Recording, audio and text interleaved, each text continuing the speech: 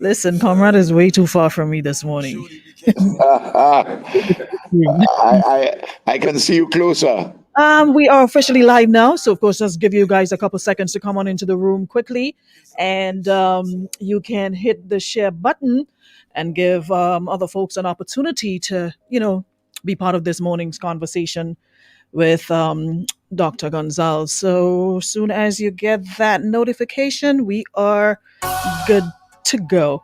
And again, if you're just joining us, I'm so sorry for the late start. Have had folks since 5 to 11. Where's Comrade? Where's the live? Where's Bert? Okay, we're good to go now. Alrighty, tell so them, let me just tell do them my the part security. in sharing, and we are good to go. Alrighty, there we go. So, once again, everyone, it is Monday, May 3rd, rainy Monday on the rock, but of course we are thankful. It's been ridiculously hot for the past couple of weeks, dry leaves everywhere, so it's good to see a little bit of green vegetation coming back in. So we are really happy for the rain. So once again, good morning, everyone. Welcome, and a special morning to my good friend, Dr. the Honorable Ralph Gonzalves. How are you? I'm good. I was saying earlier to my colleagues here that the security has kept me out of the ladies' room. Never. They didn't want me to enter this morning, even though I had permission from You're, Aruna. you're always welcome. You know that. This is your home, away from home. Thank you very much. It's so good. So how are you? Wait, before I ask that, where's my friend Rasta? Well, he isn't here. I believe he's taking care of his empress. But he's good otherwise. Yes, I believe he's taking care of the empress. Wonderful. So how about you? How are you? I'm From from the I'm ho- I'm from the holding up. I'm holding up. you holding up. Um, Remember, I'm an ancient warrior. you're a fighter. I'm a man. You lick me up, you throw me down, I get right up. I'm a hard man for that. I like that. And I noticed that on the onset, from the onset of the first explosion and the evacuation and what have you, when you did that address, you got very emotional. What was responsible for that emotion coming to the forefront? Well, I think it was probably the day or two after the actual evacuation Hmm. when there was an outpouring of love and solidarity from people in St. Vincent and the Grenadines for one another. Strangers, family, friends opened their houses to take people in addition to those in the 88 emergency shelters. But also people in Grenada, in St. Lucia, in Antigua, Barbados, Dominica, St. Kitts. People called in on the respective radio stations, that, saying, I have a house. I can take one, I could take two, I could take three of our Vincentian brothers and sisters. If things get so bad that they have to come over to Grenada or St. Lucia or Dominica, Antigua, wherever. Hmm. And the outpouring of love and solidarity from the Caribbean family brought a tough man like me to tears. It it's it has that has been a particularly moving experience at this time of great peril for us. And as always, our the resilience of our people, and I say this in terms of our Caribbean family, not just our Vincentian people, and the way in which we show love and caring. Of course, there are dissonances here and there, but overwhelmingly, it has been a response which is simply magnificent. Hmm. Hmm. And that is the thing that I like about us. We know when to rally. We know when to rise to the occasion. Because I mean, being in the Caribbean, we've experienced hurricanes. We've had devastation by hurricanes, and we saw the same thing happening. We might have our little issues behind the scene, but when it's time to come together and show support, we do that without any questions. We do not allow the vanity of small differences to take first place. I like Some that. do, some do in this age of the internet and social media, but overwhelmingly, people have good sense And that good sense is grounded in a particular bundle of tried and tested values, which have been honed by our experiences and by the precepts, including precepts coming out of Christian ethics. So before we get to the present situation and what's happening now, I just want to go back a little bit. Looking back, is there anything you would have done differently in terms of the whole the volcano, the eruption, the evacuation? Anything you look back now and say maybe we should have done that? No, I think we called the evacuation at the right time. Hmm. Um, because on the morning of Thursday the 8th, when I was told by the seismologists that Lady La Soufrière was acting up a little bit more, and that I should be on additional alert. And then around midday 1 o'clock, I raised the alert level and put the people on notice at level 3 under our law to be ready to move. And then by 4 o'clock, they got to me and said, "Look, the tremors have increased. There's actually a deterioration, and it is now to make the order." So I made the order on their advice, and we made it correctly. We had a number of plans, and we put them in place. Everybody who was supposed to come out came out of the red zones, both in the northeast and the northwest, on that evening before the explosion, the morning of the 9th, before the first of a series of explosive events. Hmm. So I think we got it pretty right. On the eastern side, most of the people came out by roads, but we had built a fishing complex on the northeastern side in a village called Oya. So some people came out by boat, but on the northwestern side, which is the Caribbean side, the bulk of the people came out by boat. And we also had invested in Coast Guard facilities. I had bought an offshore patrol vessel 2+ years before for $18 million. And then last year I bought a medevac vessel for $5 million, and they were very useful. In addition to the safe boats which we have, and the rapid inflatable hulls, Hmm. And we were able to move everybody out, and the shelters were organized, some more so than others, but that will depend on local leadership, as you could appreciate. Hmm. But at the moment, we have 88 shelters in operation, mainly in schools. Hmm. So that would have been my next question in terms of following up on where we are now. You have had the evacuation. We've seen several explosions since then. She's been quiet for a couple days. So Well, what more than a about couple, really. well, The last explosive eruption, and it was a weak one on the 22nd of April. okay.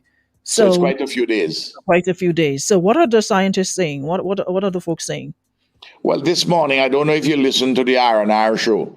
Mhm. I got a bit of it. I had to run. Yes, the Richie and Ralph show on NBC Radio on mornings. Well, Richie has gone back to Trinidad for a while. He's a Vincent and Professor Robertson, Richie Hmm. Robertson. And he's left Roderick Stewart. So it's still an R&R show, Roddy and Ralph now. Still the And ours. their advice is that we can go back into the orange zone, and people can go in certain parts in the lower ends of the red zone to begin to do some cleanup on their roofs and so on. Not complete cleanup, because we have to clean up the road, all the roads and so on, and we don't want to do clean up all around you.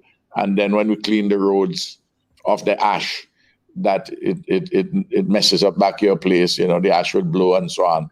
So that has to be done in a structured and organized way. But the advice is that in the orange zone that people can actually leave the shelters, and go home. But we want to do that in an organized manner. That's the I will discuss that tomorrow and Wednesday. I have a special cabinet meeting tomorrow and then another one on Wednesday, so that we will make some announcements shortly as to the schedule, as to how we will return. There are a number of practical things which have to be done, Yes. but we have 7,000 persons in the shelters, and we have over that number in private homes, and a couple of hundred, well, maybe 400 or thereabouts in guest houses, hotels. Because what we do with the guest houses, if you're in a late term pregnancy or you have some disability or something of the sort, or you're in a family with many young children, we try to see if we could accommodate you a little from the shelters. Comfortable. Okay. But and so all of that, and on a daily basis, we prepare and serve in the shelters 21,000 meals, Oh wow. and we have distributed already. That is to say, the government over 6,000 or around 6,000 food packages, which are for 2 weeks. That is to say, people who go into other people's homes. And then Red Cross has done some, and there's an NGO called World Central Kitchen, which they will prepare food. They do about 6,000 plus meals per day. Other people chip in, the Seventh-day Adventists, other churches, individuals, community groups, and the like. So that the water is back. There's a lot of food.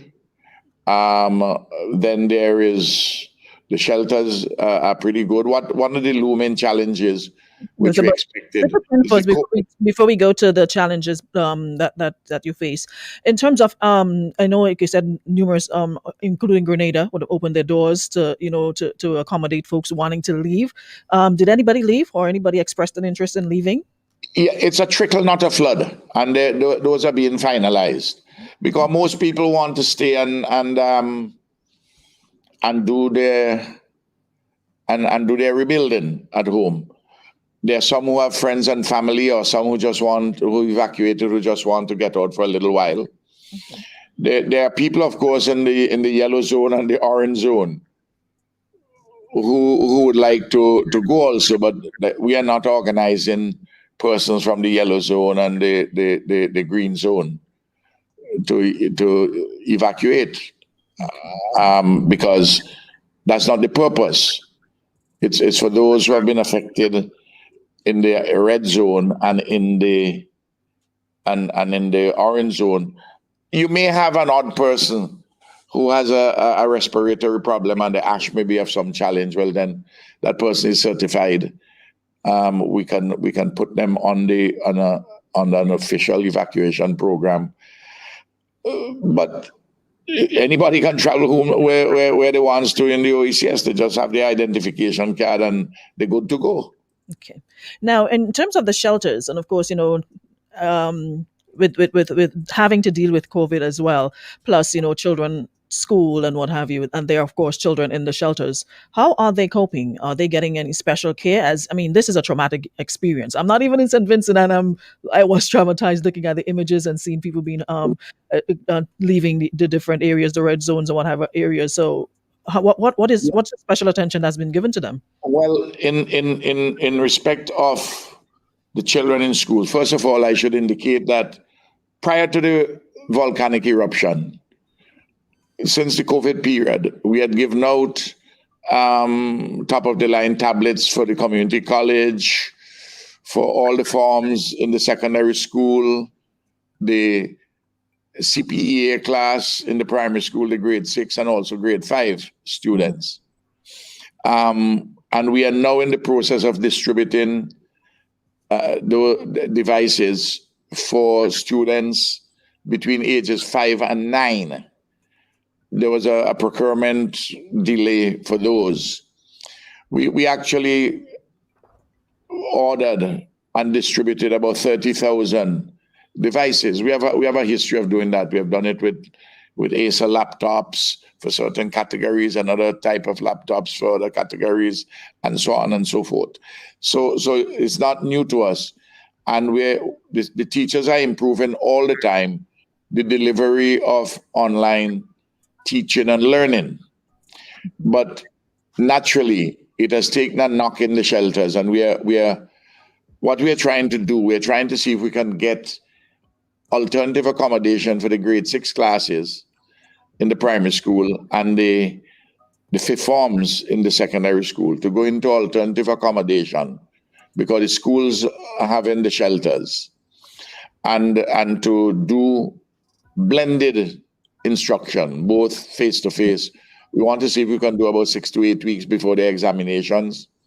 And the community college, which is not used as a shelter, they have been doing online teaching and learning, and I would think in another week plus they should be back opening full time, so that there is a program for some return to normalcy. Not fully yet, in terms of the exams. Tentatively, we're looking at the CPEA to be maybe mid-July.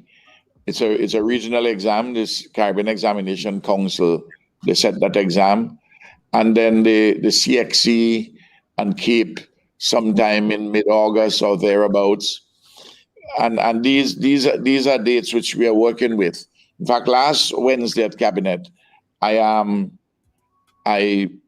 called Professor Beckles, Sir Hilary Beckles, the Vice Chancellor of the University of the West Indies, and had him on speakerphone. So we asked him many questions, and to get certain assurances about these regional exams, and also about late arrival of Vincentian students. Some Vincentian students, actually, not all of them, to the University of the West Indies in the next academic year, which begins September, October. So we are making arrangements on Tuesday next week, the 11th, sorry. We go to Parliament with a supplementary appropriation bill and supplementary estimates to address the question of the humanitarian stage where we are, and some recovery, and of course safety nets and income supports for farmers and fisher folk and other people. We are going there with a the number is not finalized, but it would be around something, give and minus a little, around 100 million Eastern Caribbean dollars, which is a significant sum. And we are putting the finishing touches to that, be a comprehensive package. And then later we will go and do another supplementary dealing with some of the actual recovery. Sometime this week we will have a better handle on the numbers with the assessments. The damage and consequential loss and income support, safety nets, and all the rest of things. I'm so happy you said that, because that was one of my questions in terms of support, because not only St. Vincent, but within St. Vincent, but your farmers, etc., they also provide food to neighboring islands. Of course, Grenada being one of them. Also, Yes. meat and what have you, animals, what have you. So I saw a couple lives with farmers, literally in tears, seeing all their crops like gone. Yes. So Well, in the red zone and parts of the orange zone, the topmost parts of the orange zone, agriculture is shot through, and so to animal husbandry, and of course in the northeast and northwest we have fishing communities, and little can be done there at the moment. So we estimate that in the northern one third of the country, which is the red zone, we have about 35% of the registered farmers in the country. Oh So wow. that's a big blow. Hmm. But we have farming still going on in areas of the orange zone, and in the yellow zone and in the green zone. And we still producing a fair amount of food, not as much clearly as Hmm. before the series of explosive eruptions. The One of our big challenges at the moment is the question of COVID in two shelters. Hmm. We have had in the aggregate over the last couple of days 18 cases, Oh, wow. 18, 19 cases. So And we that's have had, in the shelters themselves. yes, we have had to put those shelters under an internal lockdown, Oh wow. and to apply certain protocols and the like. We have a fantastic ground game with the Ministry of Health, the Health Services Subcommittee of NEMO. Hmm. We have it has been there's been an amazing organizational enterprise. It's huge, as you can imagine. Thankfully, the problem of water in the orange zone and in the yellow and the green zone, that's pretty much a thing of the recent past. And this morning on the R&R show, I had the head of the Central Water and Sewage Authority giving outlines as to how they are getting back Hmm. in in in in certain areas of the orange zone and some lower parts of the red zone, the water systems. So they buy the sweet Jesus. So you mentioned, of course, COVID being present in the shelters. What is the vaccination process like in St. Vincent? It's For slow. It's slow. We have done about, as of yesterday evening, as reported this morning by the chief medical officer, we have done about 14,500, which is about 14% of the oh, population. did you have a We, target? we should have, if we were 28%, 30%, I would have felt much better. But there's a great vaccine hesitancy What's the in reason for that, though? uh, Why do you think folks are hesitant to receive the vaccine? well, I think the extent of the anti-vax campaign and some of the stuff which the crazy stuff which people put on social media and on the internet. Um, some people don't even want to get tested. Hmm. It's and we are using the law as a shield and not a sword. I mean, I really can't hold you down with a policeman and push a swab up your nose. Hmm. I'm being practical on that. Though, of course, It's in still a order to get personal back, choice. in order to get back fully to normalcy, you're going to have a situation where people who are working at the ports and the airports would have to be vaccinated. Of course, it's not compulsory, not mandatory, but if you don't vaccinate, you just stay home. And naturally, if you don't work, you don't expect to get paid.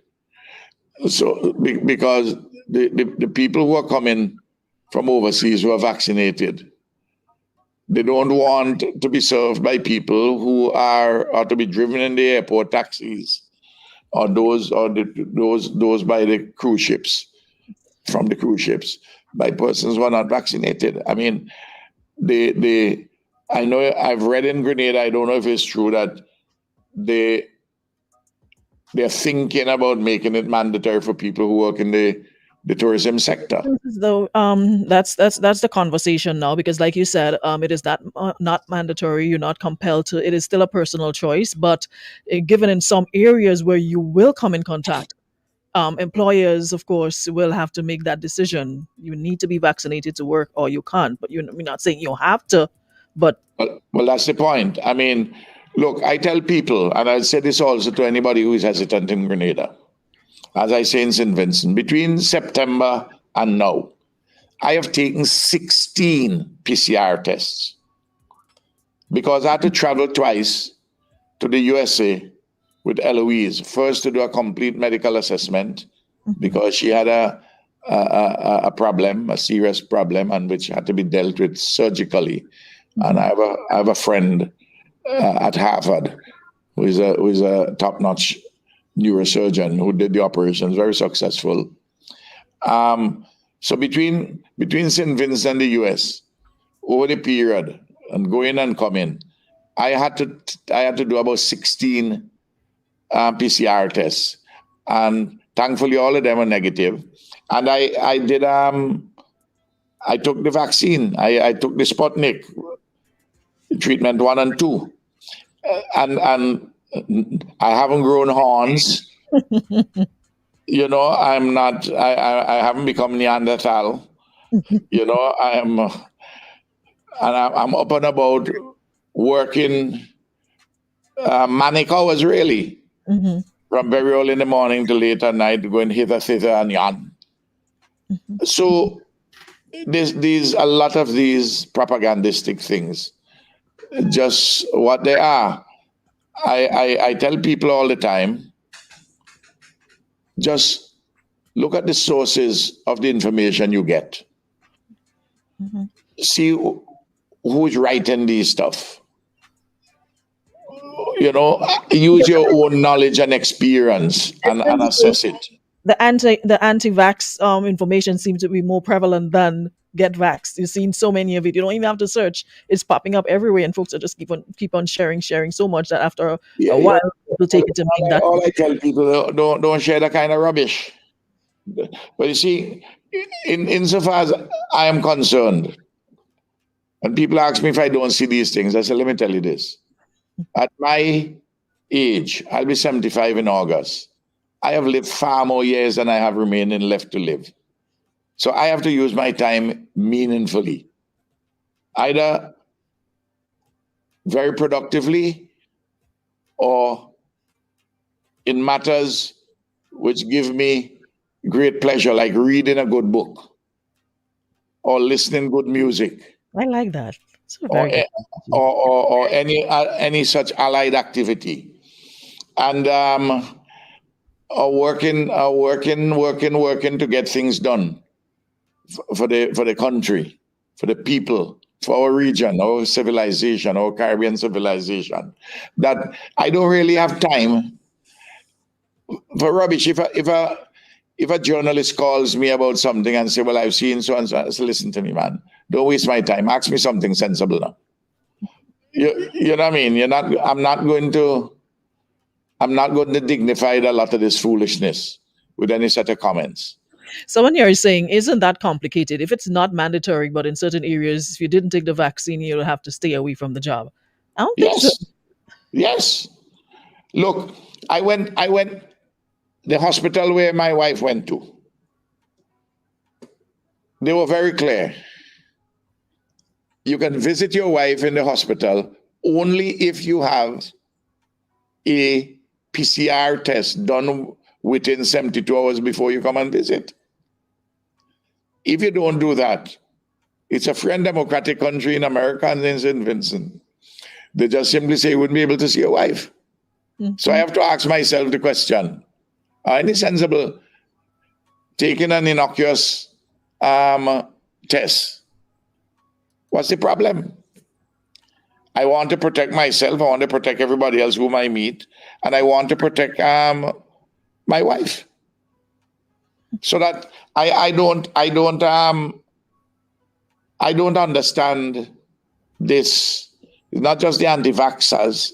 There's vaccine hesitancy by a lot of people who are intelligent people, and they say, "Well, I'm waiting. Waiting for what?" That's the $1 billion question. What are you waiting for? Yeah, People yeah, are yeah. like they're sure that there's going to be a tomorrow. You don't know that. You know, your tomorrow Yes. is today.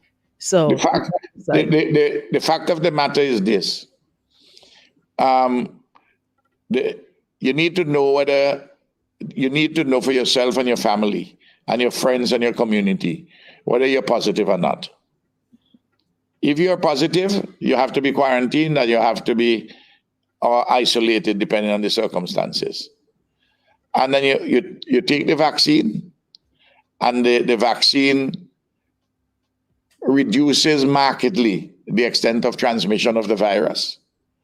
The vaccine reduces significantly the probability or possibility that you will get very sick. And it certainly reduces hugely the chances that you will die from it. Now, and those who think they're young and strong, even though you will get it and you shake it off, there's long COVID. It scars your lungs. It creates problem for your heart muscles.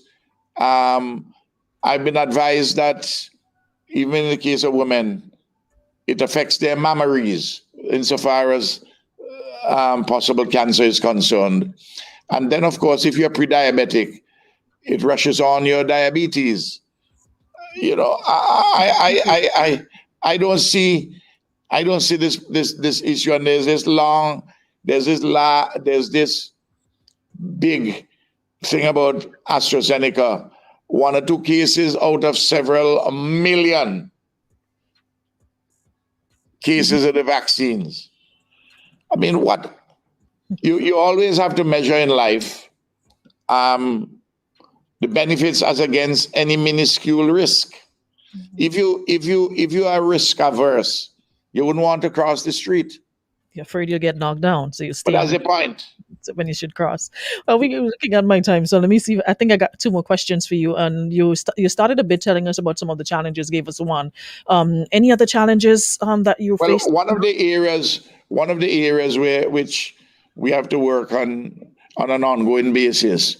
Obviously, if you have large numbers of persons, you always have to be constantly monitoring the hygiene of the surroundings for the shelters, and that is something which we spend a lot of time on. And there are some lessons for future um, action, like for instance, in the case of water, we have developed excellent water systems, and we have a beautiful water system. All our water is driven by gravity, and our catchment areas are way up in the mountains. And the water comes down by gravity, is high quality, very cheap. 98, 99% of the people have it pipe-borne water in their homes and so on and so forth. But the volcanic activity has put on the agenda the question of some of the traditional springs, which are at lower levels, or underground water supply, that we need to explore them, not for the purpose of providing water in a general way, because you have that from the catchment areas, but in case of certain disasters, like for instance this one, that at least you would not have as serious a problem as we had for a couple of days when the water supply had gone down to about 15% or thereabouts of the demand. So that is something which I've discussed this already with the Central Water and Sewage Authority. They were thinking about it too. And there are many springs which people used to use from the days in the 19th century during the slave period and in post-emancipation period in the first half of the 20th century, until we built out all these big water systems, and particularly last 20 years, we put them much higher because people are living higher than what the old systems were. But you will still need to have at some of these wells during the difficult period. There was an underground well where we got water at 100 gallons per minute. You know, in the system you may get it 1,000 gallons a minute, but at least if you're thirsty for water, 100 gallons a minute is pretty okay. Mhm. And if you have a couple of those areas, and then you can truck the water, while you're getting bottled water from other countries and so on and so forth, or even water in bulk, but you could have a certain base amount. So I think that's an important takeaway from it for me in respect of a an area where we can work on, and we have to fine tune our responses and strengthen our resilience, make ourselves less fragile. In fact, many things which we have done made us address our our challenges more efficaciously. Like for instance, we built a new jetty down at Chateaubelair. Without that jetty, without that wharf, you wouldn't be able to take out the number of persons we took out on the western side. Without the one at Oya on the eastern side, the Atlantic side, you've not been able to save certain persons whom you saved. The way we fixed the road in the entire northeast, resurfaced it, broadened it. The Rabaca Bridge, which hither to the northern part of the country was cut off. You had to go on the riverbed, really. Mhm. Northern one third was cut off. Things like the infrastructure for Nemo itself, the Coast Guard vessels I mentioned, the some personal issues like we arrived here in office, you had about 100 persons in the cadet corps. It's now about 1,400, and they're very instrumental in the distribution of food and mattresses and so on, and helping to man the warehouses and so on.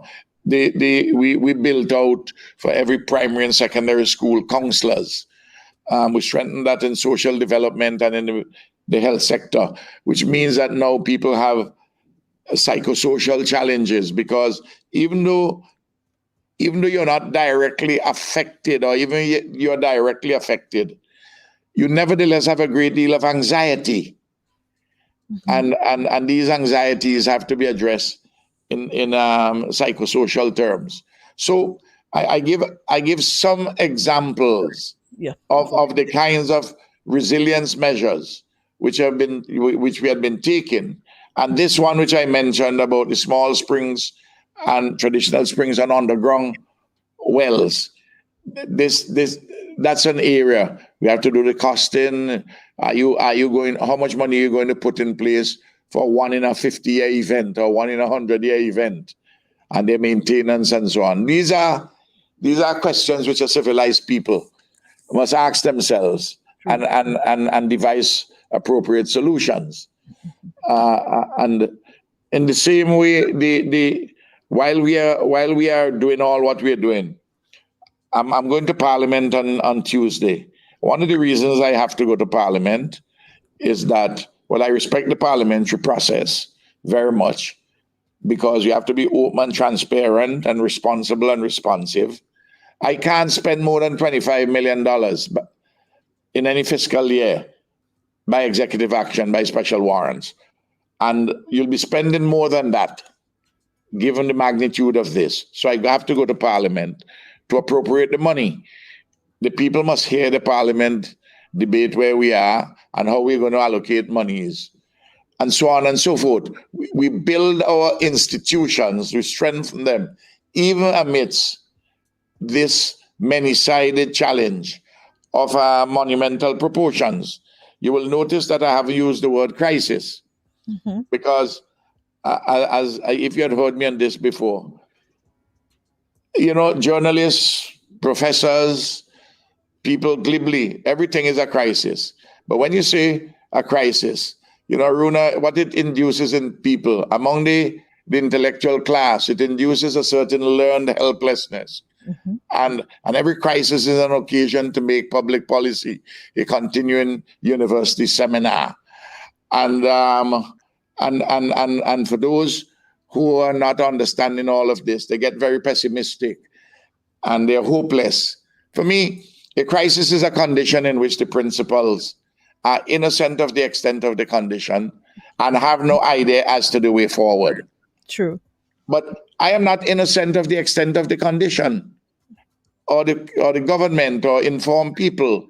I don't know every single thing. There are some areas of uncertainty, but the broad contours of the circumstances, the condition, you have a knowledge or at least a familiarity with. And we have a bundle of credible ideas as to how to get out of it. Humanitarian recovery, reconstruction, rehabilitation. I like So that. it's not a crisis. It's a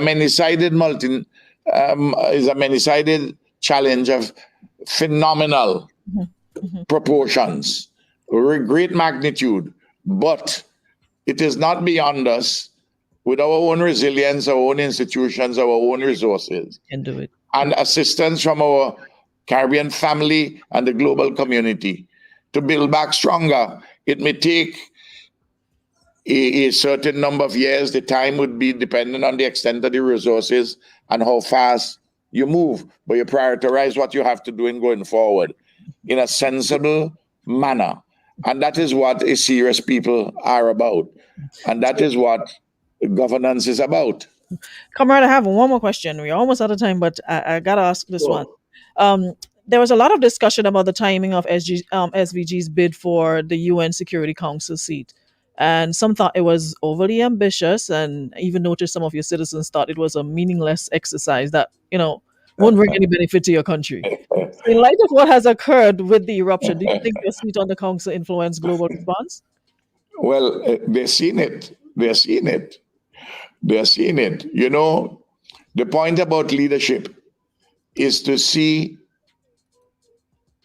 further and clearer than those whom you're leading, and to let them understand, as the Rastaman say, you overs what is happening, and you get a clear vision as to what is taking place. And the point here, within 24 hours, the Secretary General of the explosion, the Secretary General of the United Nations, was on the telephone to me about this matter. Last week, Wednesday, there was a resolution before the General Assembly about support for St. Vincent and the Grenadines. You had 176 co-sponsors, include all the major countries in the world. You know, it's remarkable. And the response which we have been getting is something which is heartwarming. And I believe that this augurs well for us for the future. But, there are some people who are lacking in ambition. Look, I begin from the starting point, Aruna, that although we are not better than anybody, nobody is better than us. I like that. And the Charter of the United Nations says that we have equality of states. And there are 10 seats allocated for non-permanent positions. One of them, which came available, was for the group of Latin America and the Caribbean, of those 33 nations, but the whole General Assembly had to vote. Mm-hmm. We didn't have any money. We went on a campaign for 10 years, bit by bit, not a sense of lamentations, but a sense of optimism. And when we came to the vote in a competitive election, we got 185 votes at the General Assembly out of 193. Okay. There were 2 abstentions, and the other 6 voted for the other candidate. It was a landslide of huge proportions. And we have been doing a tremendous amount of work at our United Nations office, which is very well staffed, our mission. Over our students, of our staff are women, young women. And I have people there who speak French, Spanish, Russian, who have working knowledge of Mandarin, Chinese. I mean, different sets of skills. I mean, extraordinary young people and extraordinary women. In fact, I have 3 ambassadors there, 3 persons of ambassadorial rank. the permanent representative, one who is under her, which deals with General Assembly matters, and another one who helps to coordinate work dealing with, or do work dealing with the Security Council. And all three of them are women. And then the strong supporting cast, overwhelmingly women. The bulk of them, as I say, 80% of them are young people. It's children of the education revolution. That's the story. It's a magnificent story, and it So, is serving us well. so it was a good decision after all. So here we are. Yes, and We're getting I ready to go. notice you have a different hairstyle today. A different color. It's been almost a year since you saw me. The last interview was last year. This you're a bit on the wild side this morning. Yes, yes, yes. I tell you, I must say that you're a magnificent child of the civilization. Thank you so much, You Comrade. know, it's I have to big you up, man. Yeah, of course. See, I was supposed to be in St. Vincent chilling with Ras this year, and look where we are now. Yes, yes, that's how it goes. That's the way it goes. But any final words before we go? I just want to thank the government and people of Grenada for their strong support of St. Vincent and the Grenadines at this time, for their solidarity. And what Grenada demonstrated is that the noblest form of solidarity is not to give from the excess or the surplus that you may possess, but to give from the little that you have. That's the story of the widow's mite. Mm-hmm. And on this dangerous road to Jericho, we need all the good Samaritans. Yeah, love And that road to Jericho. and Keith Mitchell has been has been very strong in support of St. Vincent and the Grenadines, and so too the ordinary men and women in Grenada. And I want to thank all of them from the bottom of my heart. And you see, that's a perfect example of not putting your mouth in big people business, because people were getting involved in you and Dr. Keith's problems. And you see, you don't put your mouth in big grown folks, take care of the business. As old people in my village say, cockroach ain't got no business in Falcock Party. Exactly. You got a saying in Grenada too? There's something about cockroach having no right in Rockstone dance or something else. Oh, I see. Well, we have the one. Cockroach ain't got one business in Falcock Party. So I hope that was a learning and teaching moment for us as well. Comrade, it was an absolute pleasure having you, and God I bless will you. touch base again soon as we continue with lifting up St. Vincent and of course offering our assistance and the rebuilding process. You remember And, here is home, so you can check in anytime. and I just want to heal up my partner Chester. His Excellency the President of the Senate. Mr. Humphrey. Yes. I'll pass on the message in case he misses All it. right. Thank you. Thanks so much, comrade. Have a good one. God Tell her bless Ashley you. said hello as well. Good day. Fine. All right. Thanks. Bye bye. Folks, yeah, we definitely went overboard, but of course, you know that we could not cut comrade shot. Just impossible. So we had to go a bit overboard this morning. But thanks so much. Eggs, sorry, not full. Or eggs have no part in Rockstone dance. Yeah, that's the saying. Thanks so much, everyone, for being part of the show. Thank you so much. And again, we apologize for the late start, but I'm happy that we managed to pull through nevertheless. All right, looking forward to having you here for another one tomorrow, God's will. Remember, it came due to the kind compliments of Beacon Insurance and Western Union. So stay dry, stay powered up. We'll catch you again for another one. Thanks, everyone in the audience, for being part of the show today.